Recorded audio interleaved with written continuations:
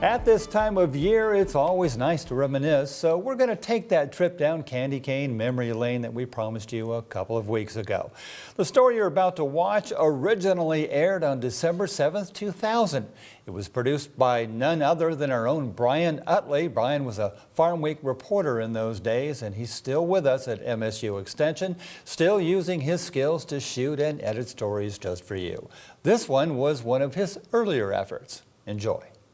Traditions play an important role for many people during the holiday season, whether it's shopping on the day after Thanksgiving or placing Christmas presents under the tree. Each year, thousands of Mississippians follow the tradition of selecting a Christmas tree for their home. The search takes many of them to tree farms like Old McDaniel Christmas Tree Farm in McAdams. Tommy and Jonelle McDaniel manage 10 acres of land with approximately 8,000 Carolina Sapphire, Leyland Cypress, and Virginia Pine Christmas trees. Jonelle says that no matter which tree a customer chooses to have cut down, they can be sure of how well it's been taken care of. When you walk up to the Christmas tree, we want somebody to really like this Christmas tree, so we work all year to make every tree look the very best that it can. To further ensure satisfaction, each tree is shaken out to remove any loose needles and trimmed to the exact specification of each customer. Although they work all year long, their success is measured during the 4-week period after Thanksgiving. Tommy McDaniel says the job takes the patience and determination of a farmer.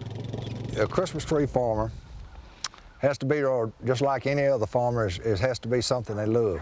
If you love it, you can stay with it and enjoy it and make money.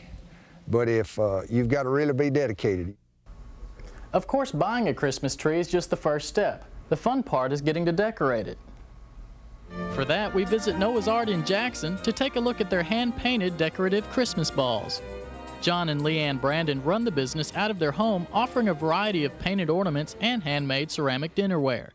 They're in their busiest time of year, with Leanne painting new ornaments each day to fill their holiday orders. Right now, it'll make or break your year because that's the bulk of what we do. From August to December 24th, we're pretty busy around here. The Brandons hope that by starting collector's editions, like the Excelsius Birth Collection, customers will come back for new ornaments each year. It has the baby Jesus and the gifts that were brought. Then we have Mary and Joseph in the stable. We have another one of the shepherds with the sheep with the star. And then we have the heralding angel, which foretells the story to the shepherds. Making the transition from a seasonal business to a year-round one will depend heavily on her husband, John. In his job with the Mississippi Development Authority, he helps people start small businesses. Part of the fun of this is what I preach at work, does it really work at home? So we've tried to apply the things that we talk to small businesses about across the state, and certainly we use every available resource that's out there. Our last stop is also in Jackson for another holiday favorite, chocolate candy. Nandy's Candy offers an assortment of fine chocolate truffles, divinity, fudge, and much more. Nancy King says her business kicks into a higher gear during any holiday season, but especially Christmas time, which accounts for about 1/3 of her income.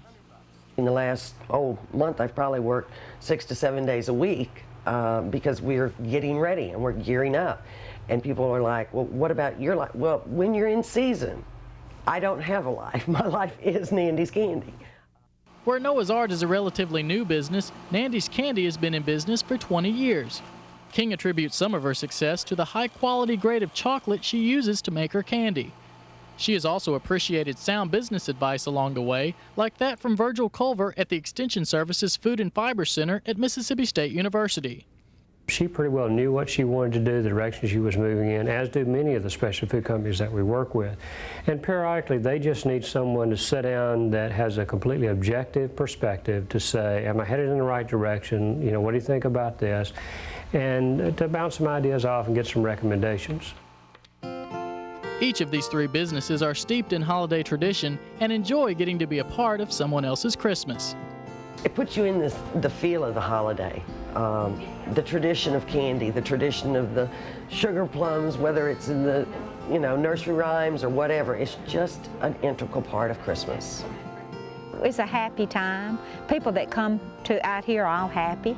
They're looking for that perfect tree, and everybody has a different perfect tree. I really find myself as I paint the balls thinking, oh, I wonder whose Christmas tree this is going to be on. Or it's kind of neat to think that something you create is going to be a part of somebody else's celebration. From Jackson, I'm Brian Utley reporting.